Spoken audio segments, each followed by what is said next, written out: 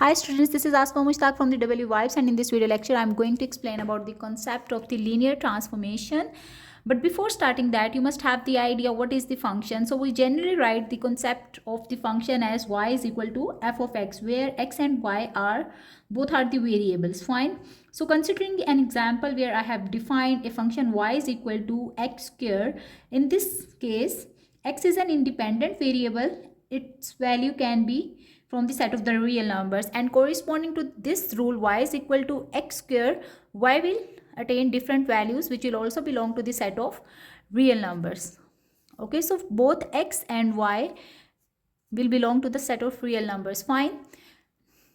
Here x is called the domain of f, while y is called the range of f.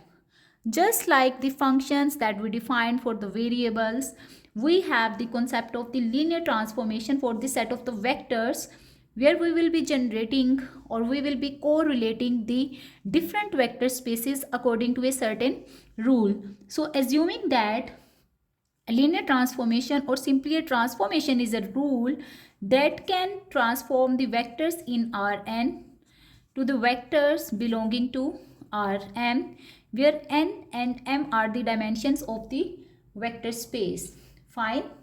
And we define this transformation concept as the matrix multiplication rule, where A can be of size of m cross n. So if I want to transform the vectors that are in Rn into the vectors that will be lying in Rm, fine, then I have to choose a transformation matrix A such that transformation of the vector x will be equal to A times of x for all x belonging to R n. Fine. So how does it work?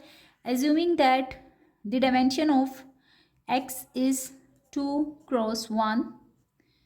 Fine. And I want to convert this vector into some new vector belonging to the dimension 3 cross 1. Fine. So here n is equal to 2 while m is equal to 3. All right.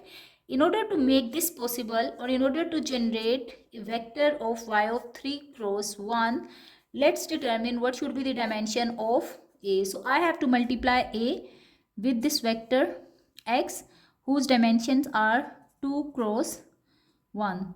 So here, in order to make the matrix multiplication possible, the number of columns in A must be equal to the number of rows in X. So that's why it will be equal to 2. While for having the output vector having 3 components, I need to have a matrix of order 3 cross 2. So from here, what I can conclude that in the transformation formula, transformation of X, which is equal to Ax, I can also name it as y is equal to Ax. Then x is called the pre-image of y and y is called the image of x.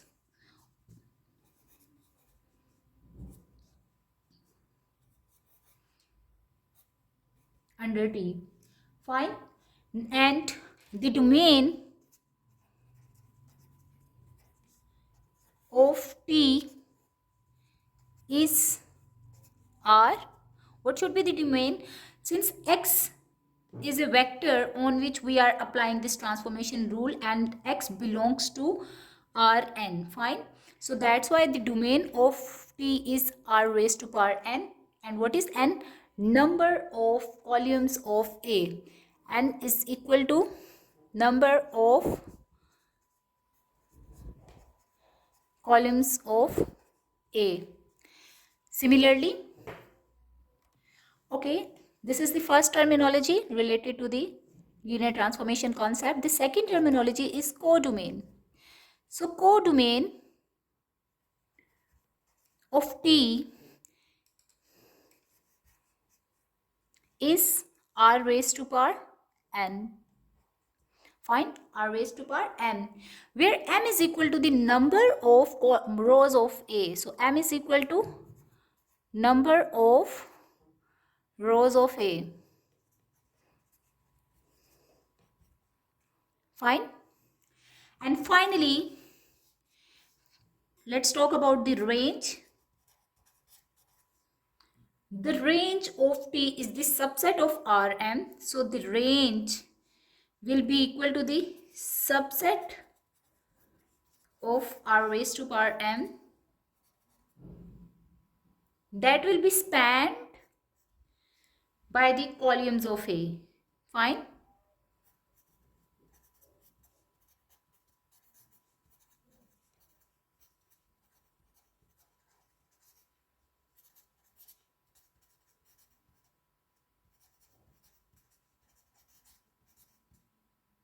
So let's understand the last point. Considering a matrix A, this matrix A is also called the rotational matrix, and its entries are 0, 1, -1 and then 1. Alright? And the transformation or rule for the vector x is defined as A into x. Fine. Let's see how this matrix can provide the counterclockwise 90-degree rotation to any vector x. So considering x is equal to 1 and 0. And let's just plot it as well so that we can get the better idea how the transformation actually works. So let's plot this vector. Since the x component is 1 while y component is 0, so this vector will lie along the x-axis, and let me call it x. Fine, so this is the vector x. Now according to the transformation rule, let's find A into x. So we will have 0, -1, 1 and 1, and then after that you need to multiply it with 1, 0. The resultant vector will be 0 and 0, then 1 plus 0, which is equal to 0, 1. Fine. So the resultant vector is what? Its x component is 0 and y component is 1. So the vector that was lying along the x-axis has been transformed into a vector that will now lie along the y-axis. Fine. And you can see a rotation of 90-degree plus counterclockwise, CCW. So CCW stands for counterclockwise. So this is the one rotation that you have given to this vector according to the transformation. Now if I multiply this resultant vector, if I want more rotational effect for this vector, I'll multiply this resultant, which is 0, 1, with this rotational matrix. Fine. So you can see what will be the entries. This will be 0, it will become -1, while this will be 0. Okay, and this is equal to 1. So this becomes basically equal to 0. And one thing more, I made a mistake. This entry was equal to 0. Okay, so don't forget that. Well, after the multiplication again with this vector, now the vector that we obtained over here will be rotated again 90-degree. How? Because the resultant vector is having the negative x component while the y-axis is 0. So now it will be rotated and it will shift on the negative y-axis. So again the 90-degree rotation is given to this vector. All right. Now see, this is actually the image of x under T, and similarly this is another image of x under the linear transformation T. So this is the image, let me call it is as image 1, and this is the image 2. If you closely look at the values of this vector, and now going back to the statement which said that the range of Rm is the subset of Rm that will be spanned by the columns of A. So the range will be what? It will be consisting of the subsets.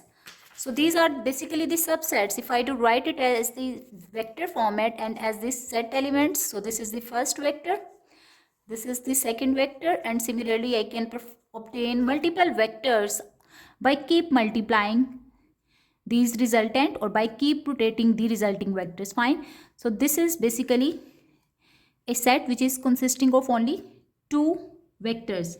Okay, the subset of Rm, if you look at the entries, so this is the first vector 0 1, which is exactly similar to the first column vector of A, and similarly minus 1 0 is the second vector which is the subset of this whole set of vectors. And obviously I can generate any of these vectors as a linear combination of the column 1 and column 2. Thank you for watching.